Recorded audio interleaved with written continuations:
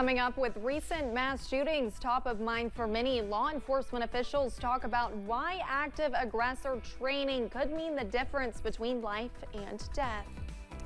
Plus, we take a look at the candidates for Kentucky State Treasurer race and find out what their stance is on energy investments, including coal. Dedicated to Eastern and Southern Kentucky, this is WYMT Mountain News This Morning.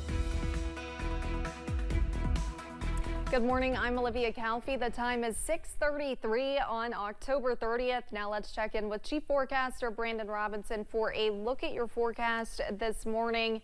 And Brandon, we'll go from rain today to cold tomorrow, so we really need to get prepared. Exactly.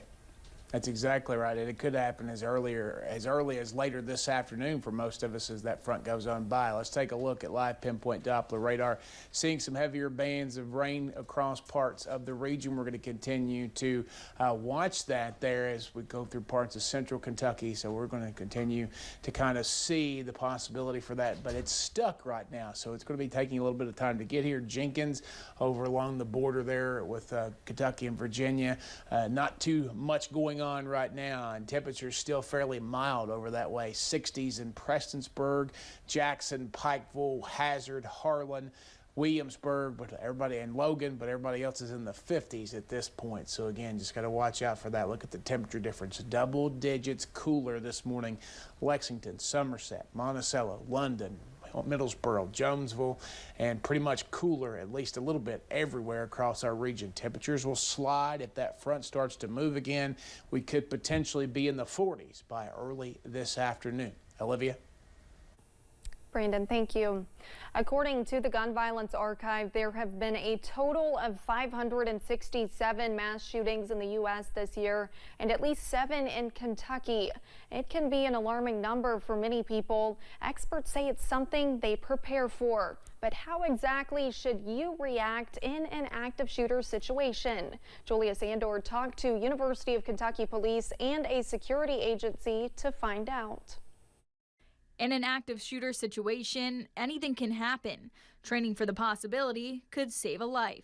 If you can at least start to think about what you would do in a situation, your survivability rating is going to go way up. Logan Flynn with Decisive Action says it's a reality, so it's important to have situational awareness. When you're walking in and out of places, keep your head out of your phone, look like a hard target. Make sure you're alert, you're not putting off any sort of weakness. Then we look at, when we're going into a building that we're going to spend some time in, we look for exits, we look for positioning in the room. Where do I want to be? If something were to happen, where's the first place I'm going to go to? Over at the University of Kentucky, Police Chief Joe Monroe says they teach run, hide, fight. Give you options on what to do. Do you run and get out of the situation, remove yourself from it, or do you hide? Barricade yourself in a room, protect yourself, silence your cell phones, or do you fight back? Because that's the only option you have. As tragedy continues to unfold in Maine, it brings the topic to the forefront of people's minds. But they say being prepared should always be your mindset. It's important to teach these things and think about it. It could happen anywhere. It could happen in a church, a synagogue, anywhere in our country now. We're seeing these type of things. In Lexington, Julia Sandor, WKYT. A link to UK's active shooter training sessions and to Decisive Action's website can be found in this story on our website. 2 candidates are vying to become Kentucky's next state treasurer. The candidates are Republican Mark Metcalf and Democrat Michael Bowman. State treasurer is a position that's not always talked about, but plays a vital role in Kentucky's debt and other financial dealings.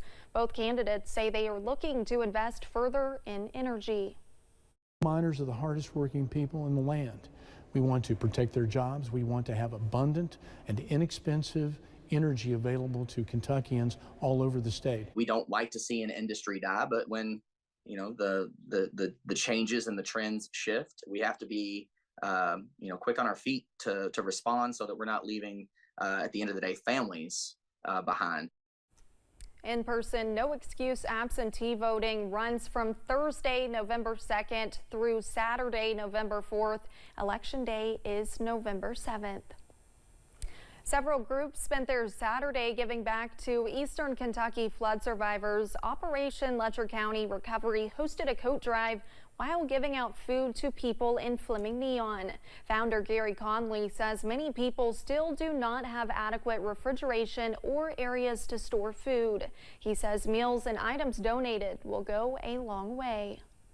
They're just thrilled to get a meal. So many people have said, you don't know what this means to us. You don't understand what you're doing for us. And I do know what it means. I do understand what we're doing. That's exactly why we're doing it. We want to make a difference. We want to give hope. We want to give help the best way we can. Conley adds the next time they are in the area, they will bring carpenters to help rebuild homes.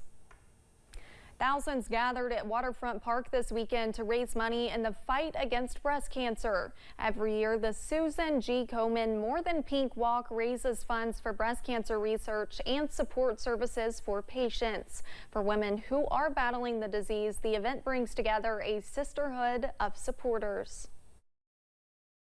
It warms my heart to know that I have the support that I do behind me because I'm not alone, and it's just a great feeling. The Susan G. Komen organization is a global nonprofit that fights the disease on multiple fronts, not only raising money for breast cancer research, but driving public policy initiatives, improving access to high-quality care, and offering direct patient support. The annual More Than Pink Walk not only raises critical funds, but also celebrates survivors, like mother-daughter duo Jennifer Asbury and Dorothy Kaplinger, who were both diagnosed early thanks to routine mammograms. It's like a sisterhood, I think. It's good to see you're not alone. It gives you strength, I think, and to know that you've got things, there's hope. There's hope for you, and that's why we like to do it. Or first-time participant Candy Redmond, who is still battling the disease. I felt like I needed to be here. I needed something in my life just to bring me up. Or two-time breast cancer survivor and two-time ovarian cancer survivor Brandy Hawkins. It's really great because I have a lovely support team. Everybody's always here. My family's here.